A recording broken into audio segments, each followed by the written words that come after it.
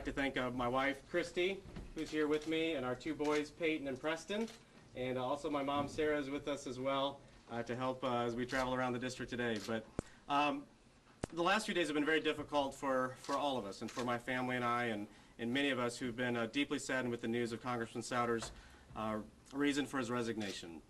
Even more saddened by the calloused way that many of the people have handled the whole situation, whether in the media, whether on the blogs or in the other media outlets, and just people in general. We have to be very respectful of the whole situation. When a man admits his mistakes publicly and does the right thing by stepping down, it is not right to gloat, elaborate, dig for more dirt, or find a political angle.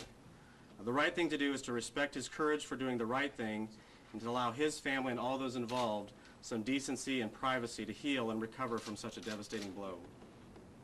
I believe it's time for the rumors, the blaming, and the finger pointing to stop. It's time to face the difficult path that we have in front of us with a renewed commitment to the solid conservative principles that made this country great and what we all stand for today. It's time to stop running in circles, and instead we need to get on our knees and ask help to move forward. We all make mistakes, and we all can learn from our mistakes as well. My family and I have been in much prayer and sought much counsel in the past few days about this decision. As you know, a year and a half ago, my wife and my family decided to take a leap of faith and run a statewide campaign against Senator Evan Bayh. We ran because we believed it was time to change Washington, not America. I had served in the Indiana House for several terms, but always seemed to trace the root of most of our problems right back to Washington, D.C. As I've stated time and time again over the past year, it's time we get our federal government under control and enact federal legislation and safeguards to hold our elected officials accountable and transparent for the people that they represent. There are many ways to do this, but we must first elect people and representatives who will be a voice for the people and not the special interest groups or their political ambitions. It was never a goal of mine to be in politics. I'm a farmer, I'm a small business owner, and I love doing both of those. Christy and I were excited to raise our family right in Howe, in this small community that we love and is really a picture of America, with the values and the beliefs that we were both given the opportunity to be grown up, to be taught growing up. But all that changed on September 11th when Peyton, our 3-week-old son at the time, was born, and we watched as the terrorists attacked us on 9/11. And we knew at that time that we needed to get more involved in our community and do whatever we could to make a difference to preserve our state and our nation. I've seen what a difference it can make to have the right people in office. It has been an honor to serve both in the State House and now the State Senate under the leadership of Governor Daniels and Lieutenant Governor Becky Skillman. With much hard work with my colleagues and with them, in spite of opposition and resistance from those who want to spend more, we've been able to put Indiana on the map when it comes to fiscal responsibility by Indiana earning first ever AAA credit rating. We've cut the size of our state bureaucracy budgets by more than 20%. We've paid back our debts to schools and local units of government.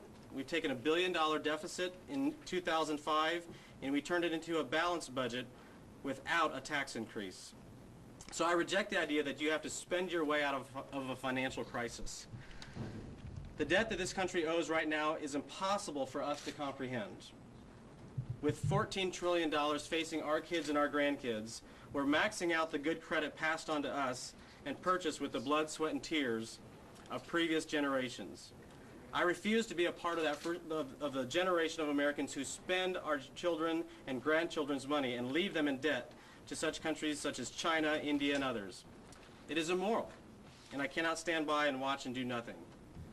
We must put a check on this administration for the next 2 years and then replace it with a strong constitutional conservative administration in 2012. Only with the right leadership can we begin to undo the incremental erosion of our American form of government. Indiana is proof of that. With the right kind of leadership, it can be done. In spite of tough economic times, which we have seen right here in Northeast Indiana, if we have the right people in office who will lead by finding innovative ways and getting government out of the way, and people who will listen to the voters and be open to new ideas, we can solve these problems together. We can build a brighter future for our children and for our grandchildren. That is why today I'm announcing my bid for the United States House of Representatives in the 3rd Congressional District. We must have